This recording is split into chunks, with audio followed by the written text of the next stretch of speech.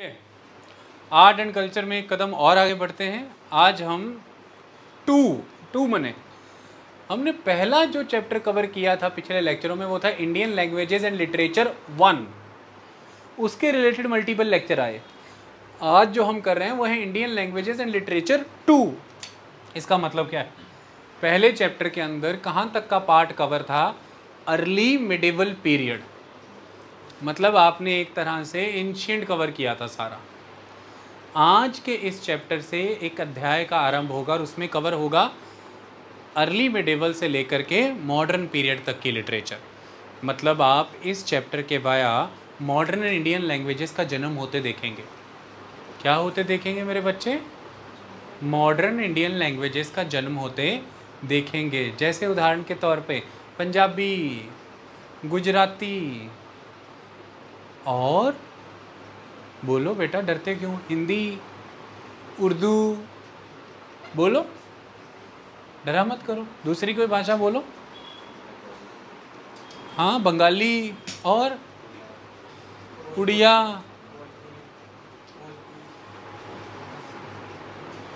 अभी हम उन लैंग्वेज की बात कर रहे हैं कि भाई जो एक डिस्टिंक्ट ग्रुप है।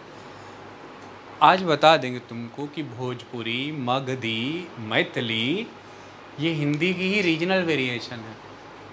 अच्छा मुझे बताओ,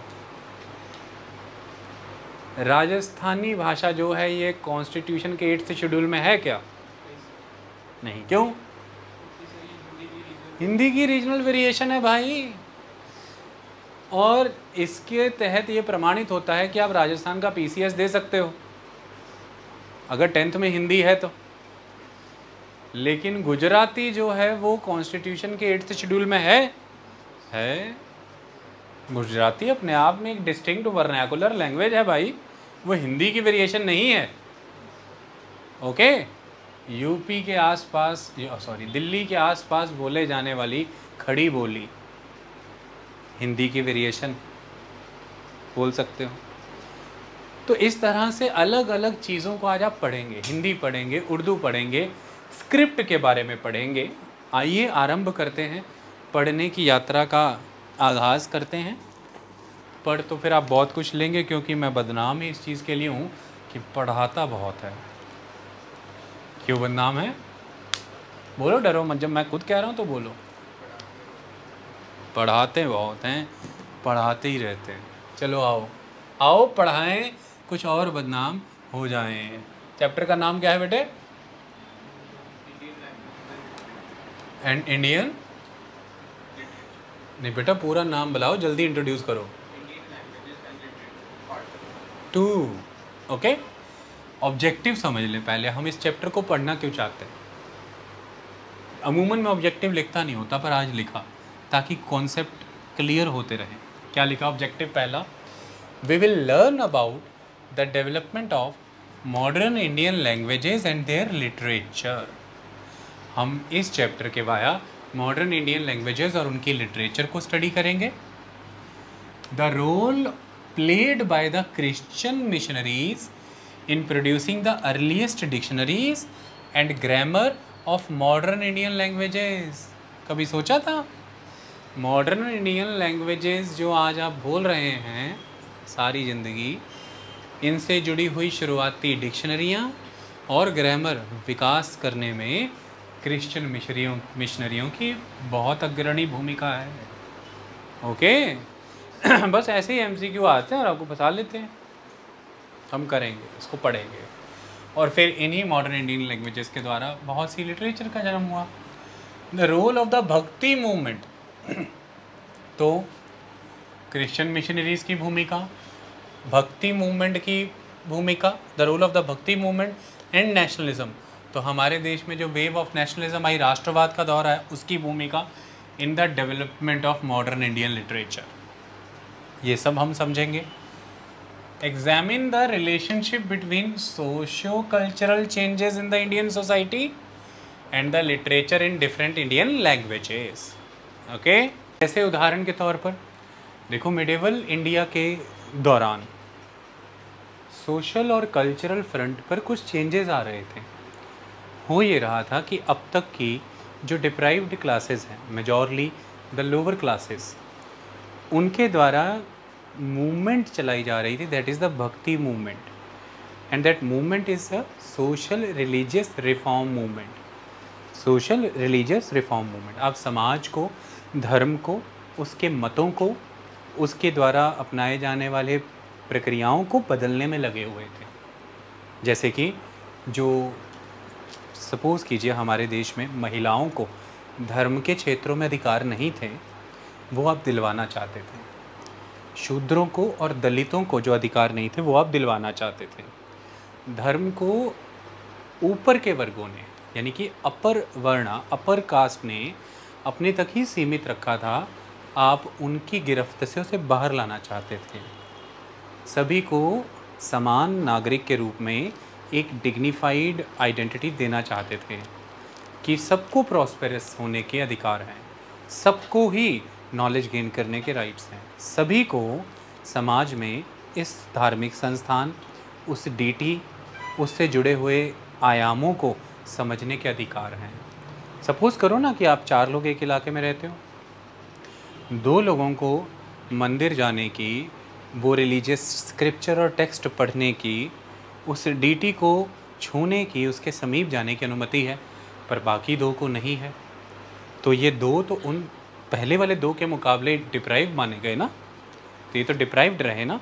और जब आप इतनी इम्पॉर्टेंट प्रोसीजर से डिप्राइव्ड हैं तो आप एक तरह से इनडिग्निफाइड हो गए, आपकी डिग्निटी की डिग्री उनकी कंपैरेटिवली तो कम हो गई। तो इसके तहत आप जब सम्मान के रूप में समान नहीं है, डिग्निटी के रूप में, रिस्पेक्ट के रूप में इक्वल नहीं है, तो समाज में आपकी पोजीशन भी उनसे वीक हो गई, सोसाइटल पोजीशन भी वीक हो गई। तो आपके इन्फ्लुएंसेस उनसे बहुत कम है, दे हैविंग मोर इन्फ्लुएंस। तो जिसका इन्फ्लुएंस अधिक रहेगा वो पॉलिसीज़ को, प्रैक्टिसेस को, नॉर्म्स को, वैल्यूज़ को, जैसे कि रीति रिवाज और परंपराओं को, इकोनॉमिक रिसोर्सेज को, पॉलिटिकल पोजीशनिंग को ज़्यादा अपनी इच्छा के अनुरूप प्रभावित कर सकता है। तो वो एक प्रिविलेज्ड सोसाइटी बन सकती है, उनके आने वाले वंशज भी आगे प्रिविलेज्ड बने रहेंगे, ऐसी चीज़ें एग्जिस्टेंस में आ जाएंगी। तो इसे तो तोड़ना पड़ेगा, जो प्रिविलेज्ड हैं उन्हें प्रिविलेजेस से बाहर लाना पड़ेगा। तो इसके तहत फिर ये जो सोशल कल्चरल चेंजेस लाए जा रहे थे भारतीय समाज में, लिटरेचर उसके साथ जुड़ी हुई थी। क्यों? वो उन सोशल कल्चरल चेंजेस को रिफ्लेक्ट कर रही थी। लिटरेचर भी वैसा ही विकसित हो रहा था। ओके, सो लिखा है कि हम एग्जामिन करेंगे, we will examine the relationship between social cultural changes in the Indian society and the literature in different Indian languages. इनके बीच के संबंध को समझेंगे। और कुछ? बड़ी खुशी हो रही, कुछ याद आ गया क्या?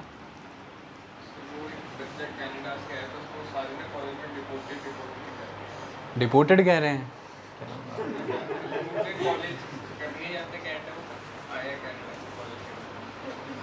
चलो कोई बात, उसके बात करेंगे बाद में, अभी हम यहाँ पे कर लें, कहीं हमें इम्पोर्टेड ना हो जाए। इधर देखो, illustrate the diversity and the underlying unity in Indian languages and their literature. तो हमारी लैंग्वेजेस में भी डाइवर्सिटी तो बहुत झलकेगी, पंजाबी, गुजराती, मराठी, हिंदी, उर्दू, कितनी वैरायटी है, ये डाइवर्सिटी है। लेकिन हम इसके अंडरलाइंग यूनिटीज़ को भी पढ़ेंगे। इन्हीं यूनिटीज़ को पढ़ते हुए हम ब्रह्मी स्क्रिप्ट को पढ़ेंगे। ओके, सो आपको धीरे धीरे समझ आएगा कि मैंने ये क्या कहना चाहा। तो हम डाइवर्सिटी पढ़ेंगे और उसके भीतर छुपी हुई यूनिटी को भी समझेंगे, इंडियन लैंग्वेज और लिटरेचर की। Examine the contribution of Indian languages and their literature in the renaissance of Indian society. Indian languages और लिटरेचर ने ही हमारे देश में 19th सेंचुरी के शुरू से लेके आगे तक होने वाले पुनर्जागरण को कंट्रीब्यूट किया। इंडियन रेनेसेंस, इस इंडियन रेनेसेंस के मेन पायनियर थे राजा राम मोहन रॉय। राजा राम मोहन राय का ब्रह्म समाज और उनके विचार उस समय में समाज को परिवर्तित करने के लिए बड़ी भूमिका निभा रहे थे। तो हमारा एक मॉडर्न टाइम में भी सोशल रिलीजियस रिफॉर्म्स का फेज़ आया, जिसमें अलग अलग मूवमेंट्स आई, जैसे कि ब्रह्म समाज की अपनी मूवमेंट थी, राजा राम मोहन रॉय। विवियन डेरोजियो की यंग इंडिया मूवमेंट थी, वो भी बड़ी महत्वपूर्ण थी। दयानंद सरस्वती का वेदों की और लौटों का आवाहन बहुत महत्वपूर्ण था। स्वामी विवेकानंद का प्रार्थना समाज बहुत महत्वपूर्ण था। इसी तरह ज्योतिबा राव फूले, उनकी पुस्तक गुलामगिरी, उसमें दिए हुए प्रश्न और उत्तर बहुत महत्वपूर्ण थे। तो ये सभी चीज़ें इस ज़माने में हुई, सभी ने अपना अपना रोल निभाया, और ये रेनेसेंस है भारत का। This the face of the renaissance, Indian renaissance, पुनर्जागृति का दौर। आपने रिलीजन और सोसाइटी को रिवाइव किया और रिफॉर्म किया। ओके, इसमें इंडियन लैंग्वेज और लिटरेचर ने बड़ी भूमिका निभाई, क्योंकि इस समय में अगर मैं राजा राम मोहन रॉय का ही उदाहरण लूँ तो उन्होंने पर्शियन लैंग्वेज का, बंगाली लैंग्वेज का बहुत ही कॉम्प्रिहेंसिव यूज़ किया। और यूज़ क्या किया उन्होंने? यूज़ किया कि जो उन्होंने इंग्लिश लैंग्वेज सीख करके इंडियन क्लासिकल टेक्स्ट के संस्कृत से इंग्लिश में ट्रांसलेटेड टेक्स्ट को स्टडी किया, तो उन्होंने deeply Indian spiritual text, Indian religious text पढ़े, और उन्हीं टेक्स्ट को बेस बना करके सोसाइटी में जो सोशल इविल प्रैक्टिसेस चल रही थी उनको क्वेश्चन किया, और उस क्वेश्चन के लिए उन्होंने बड़े स्तर पर सहायता ली लिटरेचर की। उन्होंने लिटरेचर के वाया सवाल किए। संवाद कौमुदी बहुत महत्वपूर्ण उनके द्वारा दिया हुआ एक टेक्स्ट है। संवाद करना, आई बात समझ में? तो ये सब चीज़ें ही हम आगे पढ़ने वाले हैं। तो लैंग्वेज लिटरेचर की बड़ी भूमिका रही इसमें, इंडियन रेनेसेंस की जन्म में। आए इन अलग अलग आयामों को समझें, भक्ति मूवमेंट की देन को समझें, क्रिश्चियन मिशनरियों की डिक्शनरी और इंडियन मॉडर्न लैंग्वेज की ग्रामर के विकास की देन को समझें। आए समझें राष्ट्रवाद की देन को, कि उसने कैसे इंडियन लैंग्वेज लिटरेचर को कंट्रीब्यूट किया और वो कैसे खुद इंडियन लैंग्वेज और लिटरेचर की वजह से जन्मा। आए और समझें कि कैसे इंडियन रेनेसेंस ने इस लैंग्वेज लिटरेचर में कंट्रीब्यूट किया और खुद भी उससे लाभान्वित होता रहा।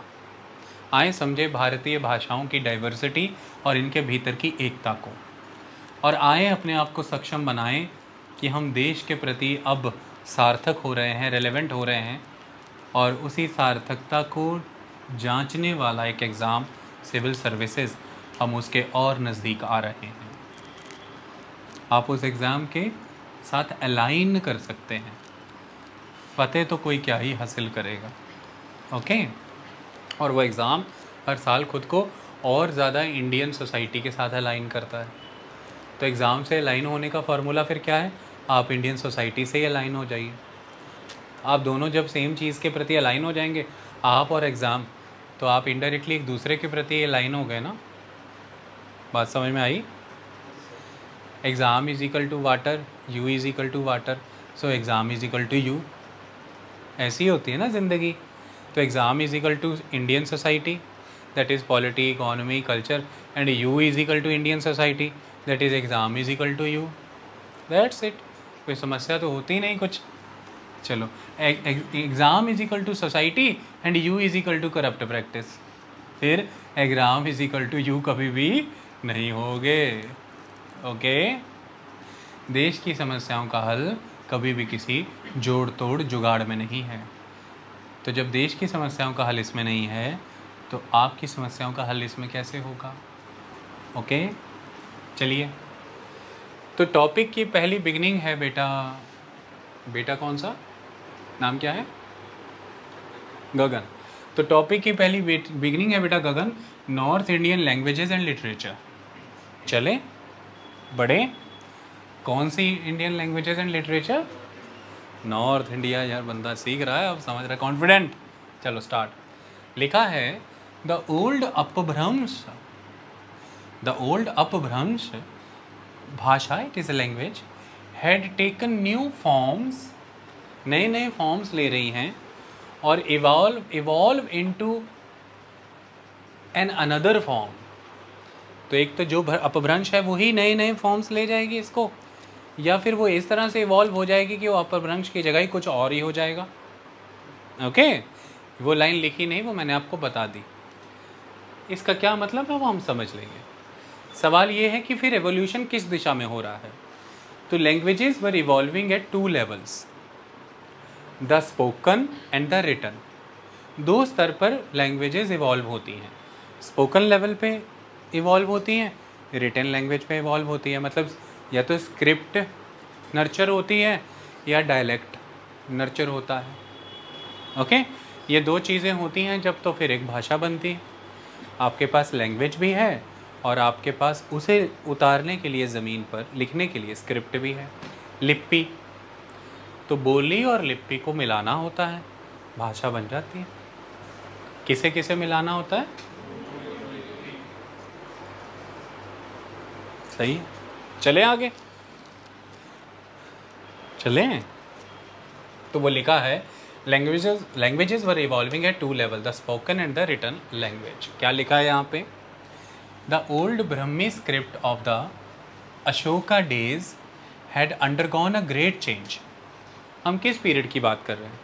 पिछले पार्ट 1 के वाया जो लेक्चर हमने किए उसके तहत हम कहाँ से कहाँ आए। आप कुछ ऐसा समझो कि हम इंडस वैली सिविलाइजेशन से होते हुए वैदिक पीरियड क्रॉस करते हुए अशोका पीरियड क्रॉस करते करते महाभारत रामायण जब फाइनली कंपाइल किए गए उस दौर तक, यानी कि गुप्ता पीरियड के एंड तक आ गए। 2500 BC से लेके 500 AD तक आ गए मेरे बच्चे, 3000 साल।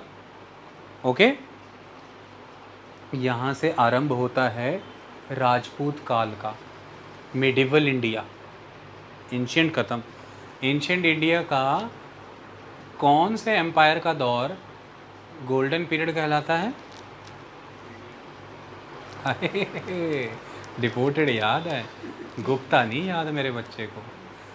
गुप्त शासकों का काल प्राचीन भारत का स्वर्णिम काल है मेरे बच्चे। ऐसी भाषाएं जब तक सीखेगा नहीं ना, विकसित नहीं होगा, रट्टे में रह जाएगा।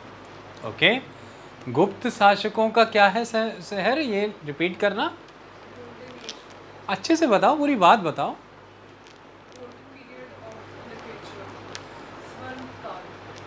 हाँ हाँ हाँ, आगे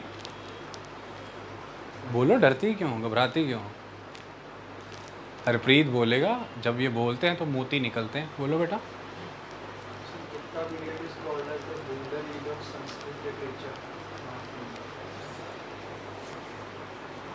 चलो संस्कृत ना भी लगाओ आगे तो भी चलेगा, ठीक है। गुप्त काल वैसे ही भाई प्राचीन भारत का स्वर्ण काल है यार। फिर जब सवाल पूछा जाए तो बताना स्वर्ण काल क्यों है। तमाम दिशाओं में देखिए महाभारत, चलिए उधर नहीं जाना आज, फिर समझाएंगे। ओके, फिर समझाने बैठ जाऊंगा, फिर कहेंगे क्या हो रहा है। इधर आ जाओ, अब हम उसके आगे के पीरियड की बात कर रहे हैं। तो इसको ऐसे बोल सकते हैं, early medieval to modern. Early medieval to modern. आप कौन हो? एंशिएंट मिडेवल की मॉडर्न? इन तक बात कर रहे हैं। Okay, so the old Brahmi script of the Ashoka days had undergone, इधर देखो अनरीत, had undergone a great change. And ये चेंज बहुत ही लॉन्ग और वेरी स्लो होंगे। Changes are very long and very slow, और ये आपको नज़र आ जाएंगे गुजराती, पंजाबी, हिंदी में। आज उत्तर भारत में और दक्षिण भारत में भी तमाम जो भाषाएं हैं उनकी स्क्रिप्ट की उत्पत्ति ब्रह्मी ही से हुई है, उर्दू को छोड़ करके। आई बात समझ में? तमाम जितनी भी आज भारत में भाषाएं हैं, खासकर उत्तर भारत की भाषाएं, इन सब की जो स्क्रिप्ट है वो डिसेंडेंट्स हैं, चाइल्ड हैं, किसके? ब्रह्मी के। याद रखिए। अशोक के समय की ब्रह्मी ओल्ड ब्रह्मी, गुप्तों के समय की ब्रह्मी लेटर ब्रह्मी, लेटर ब्रह्मी स्क्रिप्ट। और गुप्त काल हर्षवर्धन के समय तक आते आते, अच्छा, अशोक के समय की ब्रह्मी स्क्रिप्ट और गुप्तों के बाद आएंगे, हर्षवर्धन का क्षेत्र है somewhere around you can say the 6th century, the Vardhan period 6th-7th century. तो इस समय में ब्रह्मी स्क्रिप्ट बहुत मैच्योर हो जाएगी। मतलब अशोक के समय में ब्रह्मी स्क्रिप्ट के लेटर्स छोटे बड़े हैं, इर्रेगुलर हैं साइज में, लेकिन इस समय में सबका स्टैंडर्डाइजेशन हो जाएगा, साइज का स्टैंडर्डाइजेशन हो जाएगा। तो ऐसा लगेगा जैसे कि बहुत ही एक्सपर्ट, बहुत ही नर्चर्ड, प्रैक्टिस्ड हाथों के द्वारा लिखी गई है। इन्हें राइटिंग के कॉन्टेक्स्ट में कहते हैं वेल कल्टिवेटेड हैंड। तो वेल कल्टिवेटेड हैंड्स के द्वारा जैसे वर्धन काल के समय में ब्रह्मी लिखी जा रही थी। ओके, तो ब्रह्मी इस तरह से चेंज हुई है। दैट ब्रह्मी स्क्रिप्ट, आज जो अपना नाम लिखते हो ना पंजाबी में, ग ग न लिखना आता है पंजाबी में मेरा नाम? क्या बात है। अच्छा, पंजाबी का जो गग्गा है ना और जो हिंदी का गग्गा है सेम ही है, खुशकिस्मती है तुम्हारी, सिर्फ नन्ना ही बदलना है। ओके, नन्ना ना। तो पंजाबी में जो गगन लिखते हो और हिंदी में जो गगन लिखते हो, बोलने में कोई फ़र्क लगा? मैं अभी हिंदी में बोल रहा हूँ गगन, मैं अभी पंजाबी में बोल रहा हूँ गगन, फ़र्क नहीं लगा ना? फ़र्क लगेगा जब बोर्ड पे लिखूँगा, क्योंकि स्क्रिप्ट अलग है। क्या अलग है? स्क्रिप्ट अलग है। आओ फ़र्क लगवाएं, इधर आओ।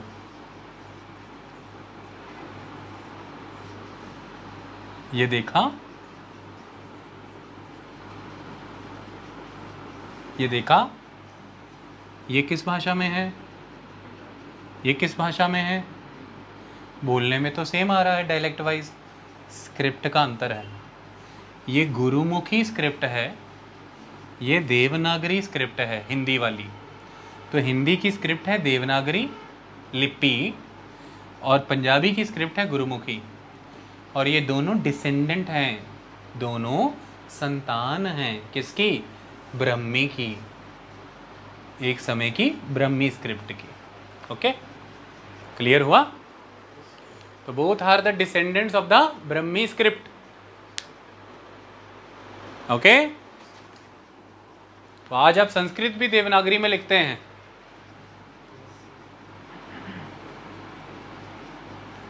That is the concept. तो आइए उसी ब्रह्मी स्क्रिप्ट को हम पढ़ रहे हैं। तो लिखा है all the scripts of present northern Indian languages except that of Urdu have had their origin in old Brahmi। सभी का ओरिजिन कहाँ है? ब्रह्मी में। MCQ में स्टेटमेंट आ गई तो उत्तर लिख देना, सही कर देना। अब सवाल आता है ब्रह्मी स्क्रिप्ट का, कि ब्रह्मी स्क्रिप्ट क्या है। फिर लिखा हुआ पढ़ दें ताकि आपको प्रॉब्लम ना आए, फिर एक्सप्लेनेशन तो कर ही देंगे, पहले लिखा हुआ पढ़ देते। तो ब्रह्मी स्क्रिप्ट के बारे में लिखा है, it is earliest writing system developed in India after the Indus script. Indus valley के समय में भी एक स्क्रिप्ट थी, पर हम अभी तक उसे पढ़ नहीं पाए। तो शुरुआती स्क्रिप्ट तो वही है, लेकिन ब्रह्मी स्क्रिप्ट को तो पढ़ लिया हमने, समझ लिया हमने। अभी हम उनका नाम बताएंगे जिन्होंने पढ़ा है। तो इसलिए हमारे लिए ये अर्लीस्ट वो स्क्रिप्ट है जो पढ़ी गई है, लेकिन इसके पहले इंदस स्क्रिप्ट भी थी। ओरिजिन कहाँ से है? तो जॉर्ज बहलर इसके बारे में कुछ बता रहे हैं, इसका ओरिजिन क्या है। 3 मत हैं इसके ओरिजिन के बारे में, गलत मतलब कॉन्फ्लिक्ट हैं कि इसका ओरिजिन कैसे हुआ। जॉर्ज बहलर ये कह रहे हैं कि ये सेमेटिक लैंग्वेजेस से ली गई है। किससे ली गई है? The Semitic languages. ओके, और क्रिश्चियनिटी के बाहर के धर्म सेमेटिक, द सेमेटिक लैंग्वेजेस से ली गई है। और उसका उदाहरण वो क्या दे रहे हैं? वो ये कह रहे हैं 6th सेंचुरी BC के अराउंड, माने in the middle of the 6th century BC 550 BC को पर्शियन रूलर्स ने इंडिया को अपने इन्फ्लुएंस में ले लिया था। इंडिया का north west region, Afghanistan, Pakistan और अदर नॉर्थ वेस्टर्न रीजन। और ये जो पर्शियन रूलर थे, ये उस समय में जो लैंग्वेज ऑफिशियली रूल करते थे, यूज़ करते थे the Persian government, that is Aramaic language. और ये जो रूलर थे ये क्या कहलाते थे? अकेमेनियंस, अकेमेनिड एम्पायर। तो उसकी वजह से वो कहते हैं कि भारत में अरामाइक भाषा तब आ गई with the script, Aramaic script, ठीक है। तो उसके साथ, उस अरामाइक स्क्रिप्ट के साथ जब भारतीयों का एक्सपोजर हुआ तो उसी स्क्रिप्ट से लेटर्स लेकर के कुछ लोकल चेंजेस के साथ ब्रह्मी स्क्रिप्ट बना दी। मतलब भारत के ब्राह्मणों ने अरामाइक स्क्रिप्ट को यूज़ किया अपने फोनेटिक्स, अपने वेदों के मंत्रों के शब्दों को कागज़ों पर उतारने के लिए, जिसके तहत उन्होंने अरामाइक स्क्रिप्ट में कुछ परिवर्तन किए और यहाँ से उभर आई ब्रह्मी स्क्रिप्ट। तो वो इसका ओरिजिन एक्सटर्नल बताते हैं। वो कहते हैं इसी समय में एक और स्क्रिप्ट भी पैदा हुई इंडिया के नॉर्थ वेस्ट में, जैसे कि खरोष्ठी। तो खरोष्ठी स्क्रिप्ट तो वो कहते हैं क्लियरली आइडेंटिफाई होता है, ये तो पता भी है कि वो अरामाइक से ही आई है। और खरोष्ठी इंडिया के सिर्फ नॉर्थ वेस्ट तक ही लिमिटेड थी। खरोष्ठी भाषा में लिखा हुआ इंडिया के रूलर अशोका के इंस्क्रिप्शन पाए जाते हैं कहाँ पर? पख्तूनवा रेंजेस में, पाकिस्तान से। लेकिन ब्रह्मी रेस्ट ऑफ द इंडिया तक लागू थी, वो सिर्फ नॉर्थ वेस्ट तक सीमित नहीं थी। तो खरोष्ठी तो अरामाइक से आई है, ये क्लियर है, पर ब्रह्मी आई है ये क्लियर नहीं है, डाउट्स है इसमें। बट एक रीज़न है कि वो बाहर से आई है। दूसरा रीज़न ये आता है कि ये इंडिजीनियस है। वो ये कहते हैं कि खरोष्ठी लिपि में जो लेटर्स हैं, तमिलनाडु में वल्लम से मिले हुए ग्रेफिटी के इनग्रेविंग्स और ग्रेफिटी इंस्क्रिप्शंस से मैच खाते हैं। अर्ली लेयर्स में सिर्फ ग्रेफिटी है, मिडल लेयर्स में ग्रेफिटी और ब्रह्मी स्क्रिप्ट दोनों एक साथ दिख रही हैं, लेटर लेयर्स में ग्रेफिटी खत्म हो गई, सिर्फ ब्रह्मी स्क्रिप्ट है। तो ऐसा लगता है जैसे ग्रेफिटीज से ब्रह्मी, फिर ब्रह्मी से ग्रेफिटीज से मिक्स से ब्रह्मी। तो वो कहते हैं भारत में ही जन्मी है ये, इसके लेटर्स और उनके ग्रेफिटी के लेटर्स में मेल मिलता है। वो कहते हैं इसके एविडेंसेस बहुत मिलते हैं, जैसे तमिलनाडु के उरेयूर से एविडेंसेस मिलते हैं, ओके, उरेयूर से एविडेंसेस मिलते हैं और वल्लम से एविडेंसेस मिलते हैं। तो भारत ही में है। दक्षिण में ब्रह्मी के पहले के लेटर्स मिल रहे हैं जो बाद में ब्रह्मी से मैच होते लगते हैं। फिर तीसरे हैं, वो कहते हैं कि इसका ओरिजिन इंदस स्क्रिप्ट में है। बट ये उतना जायज़ नहीं लगता क्योंकि कोई मटेरियल एविडेंसेस नहीं है हमारे पास कि इंदस स्क्रिप्ट, क्योंकि इंदस स्क्रिप्ट अभी डेसिफर ही नहीं हुई। आई बात समझ में? तो यही डिबेट यहाँ पर लिखी हुई है। वो लिखा हुआ है, earliest writing system developed and adopted by the Brahmin scholars to suit the phonetic of Sanskrit and Prakrit. ये बोहलर ने कहा। प्रोफेसर के राजन ने कहा, precursor of the Brahmi script is a system of symbols found on graffiti marks located on several sites in Tamil Nadu, that is Vallam, on pottersheds and rocks. बर्तनों पर rocks पे मिले हैं। अगले तीसरे, ब्रह्मी derives from the Indus script। तो 3 हो गए। हमें इसका अर्लीस्ट मटीरियल एविडेंस ब्रह्मी स्क्रिप्ट का जो मिलता है वो अशोका के इंस्क्रिप्शन है। उसके पहले भी ये यूज़ होती होगी, बट वो मटीरियल एविडेंस मिले नहीं हमें। मटीरियल एविडेंस तो कोई ऐसा होना चाहिए जो समय के साथ खराब ना हो गया हो।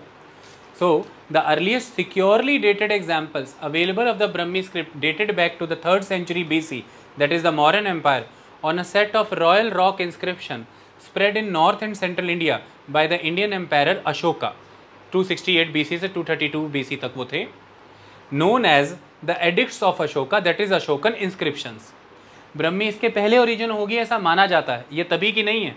अर्लीस्ट एविडेंसेस मटेरियल फॉर्म में तब के मिल रहे हैं, बट इसके पहले की उसके तर्क क्या है? Originated earlier, Brahmi originated earlier than the 3rd century BC।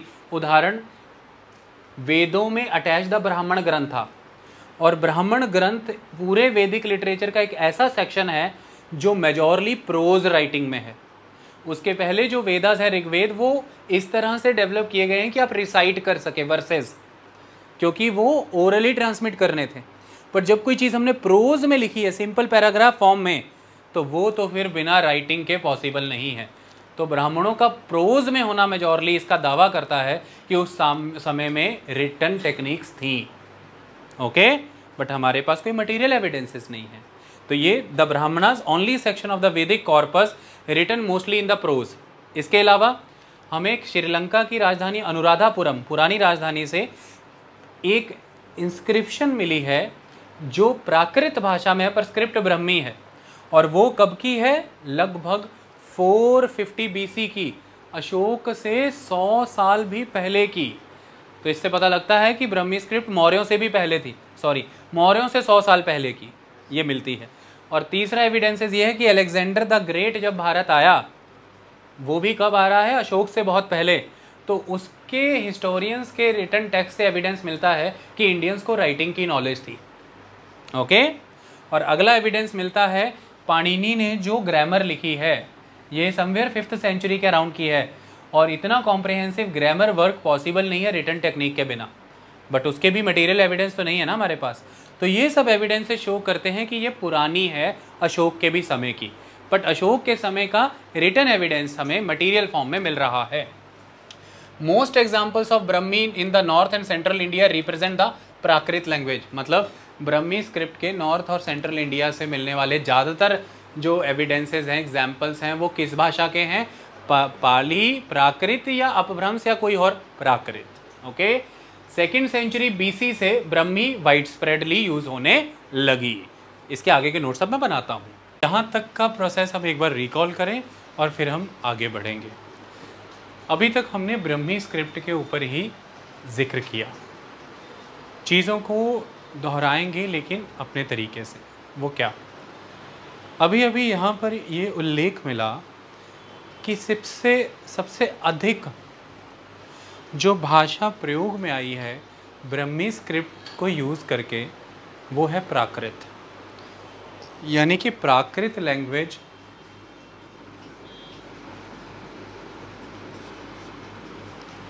Brahmi script की सहायता से सबसे अधिक लिखी गई है। इस लाइन का यही मतलब है ना। चलिए कुछ चीज़ों को समझते हैं। आज के हमारे इस लेक्चर में अभी हम जब डिटेलिंग करेंगे तो स्क्रिप्ट की डिटेलिंग के साथ साथ हम लैंग्वेजेस की भी डिटेलिंग करेंगे। आप बहुत कुछ समझ जाएंगे आज।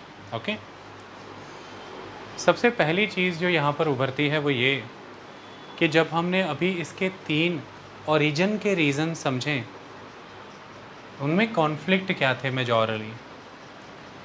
देखिए, एक रीज़न हमने इसका ओरिजिन का ये समझा था जो जॉर्ज बुहलर ने बताया था कि ये बाहर से आई है। और ये बताया गया था सिमरन कि जॉर्ज बुहलर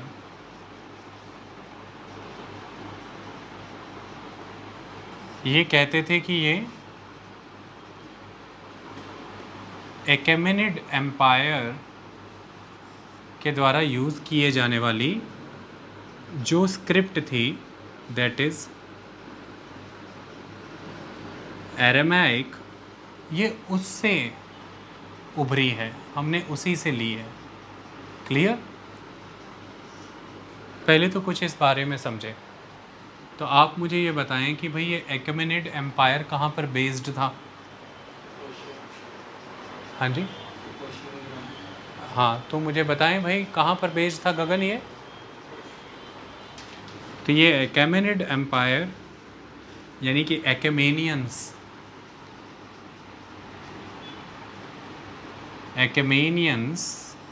कहाँ के थे? ईरान, मतलब पर्शिया। और इनका एक मुख्य उस समय का राजधानी केंद्र शहर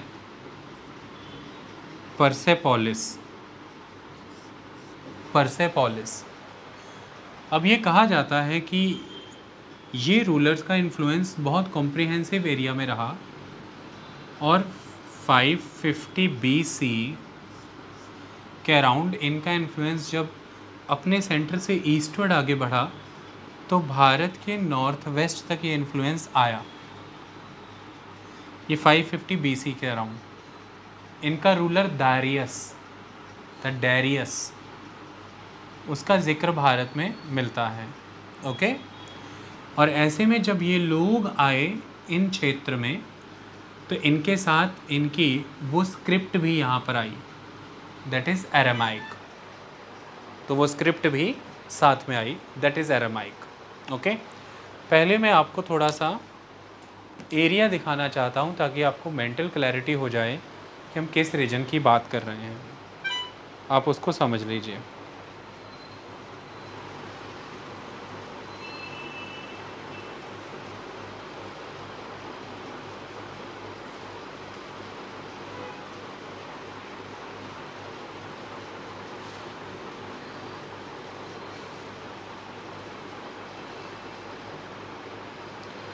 देखिए, हम जिस रीजन की बात कर रहे हैं उसको समझिए, सारे पुराने नाम हैं।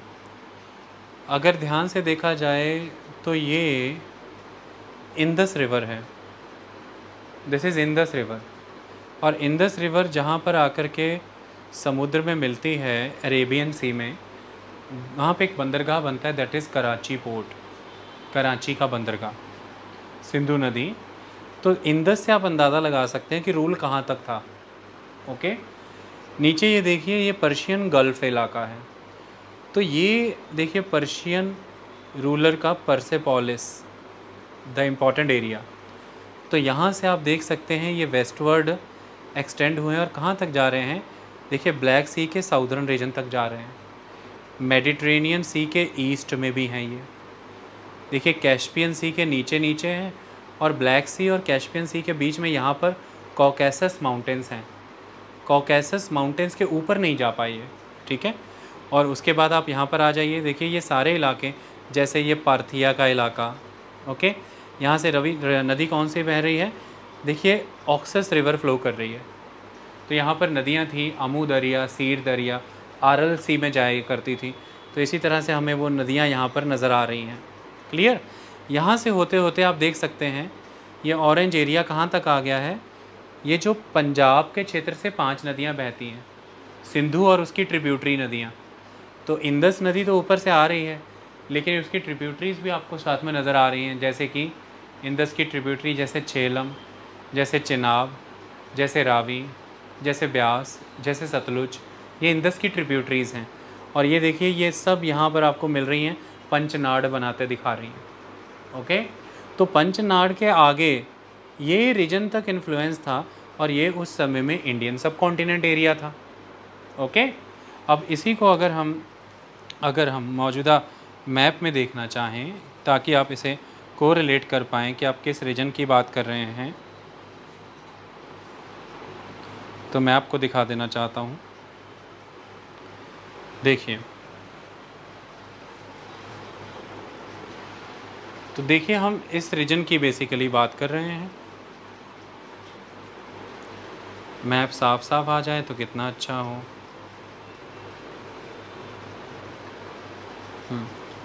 ये मैप फिर भी साफ है, देखिए। तो ये तो भारत है, ठीक है, और ये पाकिस्तान का इलाका है। ये ईस्ट पंजाब है, यहाँ पे वेस्ट पंजाब है, और यहाँ पर वो नदियाँ सारी मिलती हैं आपस में। तो इसके भी आगे तक वो रूल आया हुआ था, यानी कि इंडिया के इस क्षेत्र को वो प्रभावित कर रहा था शासन। ओके, भारत का, पंजाब का, जम्मू कश्मीर का, ये इलाका इसके प्रभाव में था जब पर्शियन रूलर्स ने अपना रूल एक्सटेंड किया। सवाल उठते हैं कई कि हम इसको क्यों जायज़ माने कि वही स्क्रिप्ट जो है आगे जाके ब्रह्मी स्क्रिप्ट के ओरिजिन का कारण बनी, इसको क्यों माने। उसके लिए आपको कुछ चीज़ें समझनी होंगी। देखिए, हमारी कंट्री में स्क्रिप्ट्स को लेकर के हिस्ट्री में बहुत सी रहस्यमयी चीज़ें हैं। वो क्या, सबसे पहले आप एक चीज़ और नोटिस करिए, 2500 BC इसको हम मान लेते हैं इंदस वैली सिविलाइजेशन का दौर है ये, यानी कि हड़प्पन कल्चर है ये। 2500 BC के अराउंड हमारे पास स्क्रिप्ट थी और हम उसे इंदस स्क्रिप्ट कह के